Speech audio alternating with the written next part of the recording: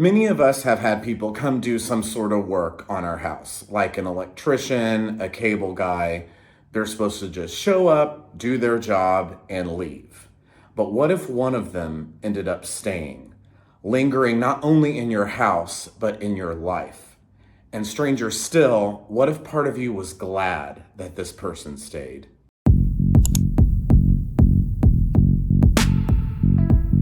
That is the chilling premise of Crawlspace by Herbert Lieberman, a novel that takes a simple act of hospitality and transforms it into something unforgettable that eventually escalates into pure terror.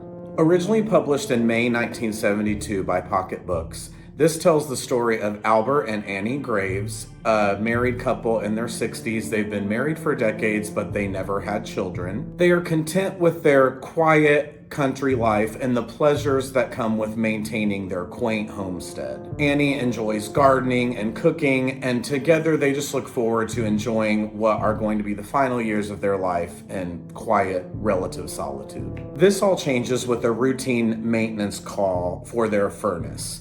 The person who works for the oil company, his name is Richard Atlee. He's an awkward, quiet young man. He shows up to do some sort of repair work or maybe preventative maintenance on their furnace. After taking a long time to finish whatever he's doing down in the basement on the furnace or boiler, Annie makes the uncharacteristic decision to invite him to stay for dinner. She feels a little bad because he's young and kind of awkward.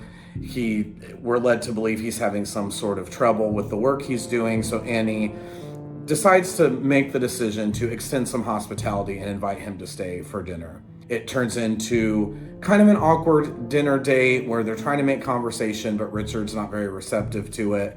It ends with Richard borrowing a book from Albert, and then he leaves. But Richard returns a couple days later, claiming to have some unfinished work on the boiler that he was working on in the basement. So he's led back down there, and again, he takes a really long time, a suspiciously long time, to do this work, and this surprise service call conveniently eases into dinner time where the Graves feel somewhat obligated to invite him to stay again. After this second visit, over the next few days, the couple, through some very creepy scenes, discover that Richard has been squatting in the small cellar section of their basement. They're hearing strange noises in the basement in the middle of the night. Albert goes down there and discovers some remnants that lead us to believe that someone is making a home down there. This is where the story takes its unique turn. Albert and Annie actually invite Richard to stay. They learn that he has lost his job with the gas company, and they justify this by saying, you can stay here until you find a job again and can find your own place.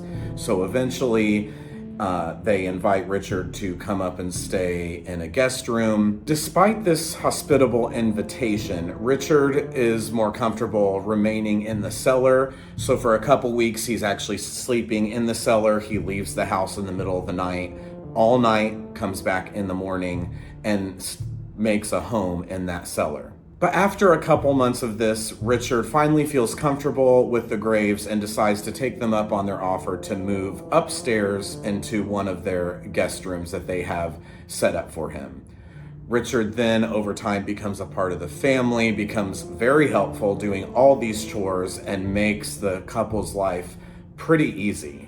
Despite Richard's silent devotion to these daily chores and the surface level positive influence that he's had on this couple's life, things take a darker turn when the townspeople start to take notice of this strange domestic arrangement. I really like realistic horror. Yes, sometimes I'll be in the mood for a creature feature or maybe something a little bit paranormal, but in my heart, I really have a fondness for a piece of horror fiction that has at least one foot in reality.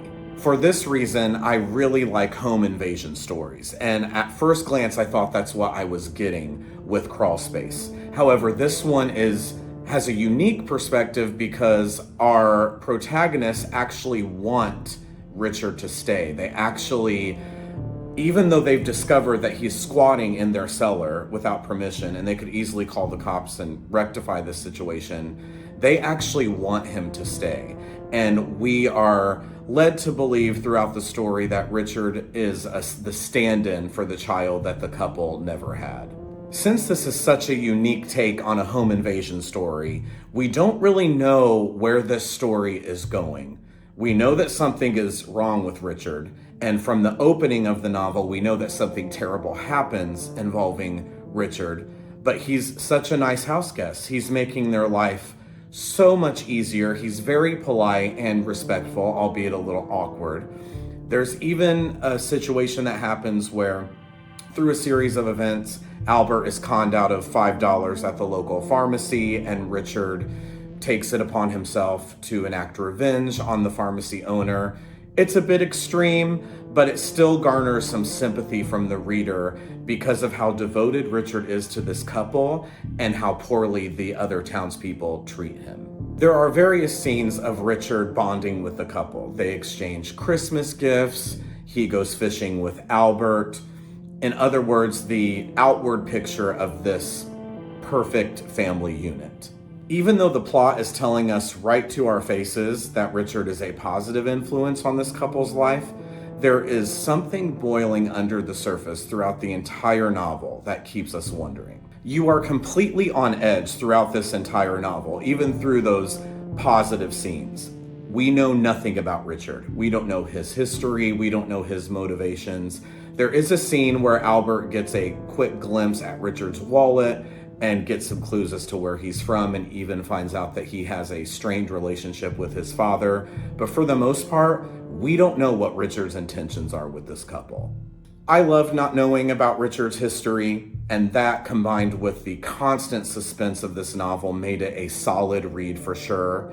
However, all the mystery surrounding Richard kind of goes out the window, not to ruin it, but at the very end of the novel, we are given a very buttoned up explanation of who Richard is, and I think it would have been a lot more effective if we as the readers were left in the dark about Richard's origin story.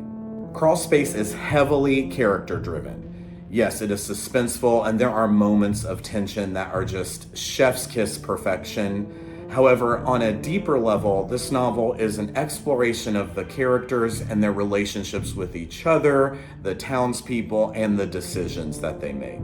Many people may read this and see the couple's invitation for Richard to stay as a simple expression of charity, that they're doing this out of the goodness of their hearts to help an awkward young adult during a hard time. It's even presented to us this way by the author, and that's even how the couple rationalizes their decision to one another. However, I see their decision as a selfish act. Yes, they're happy with their simple country life and lack of obligations. They say they never wanted children. However, I think part of them is a little bit bored and maybe subconsciously regretful that they never had kids. So, in all honesty, they're taking Richard in more of a self-serving way, and I don't think it's as altruistic as you might believe on surface level. They took Richard in for selfish reasons. They enjoyed having someone to baby and take care of, and unfortunately, it blows up in their faces before they can realize the mistake that they've made. And that's it for today. Crawlspace is one of my favorite reads of the year thus far. It was not really on my radar, and I was pleasantly surprised how the story sucked me in. Let me know in the comments if you've read this one or if there's any other obscure titles that you think I might enjoy. And until next time, have a good one.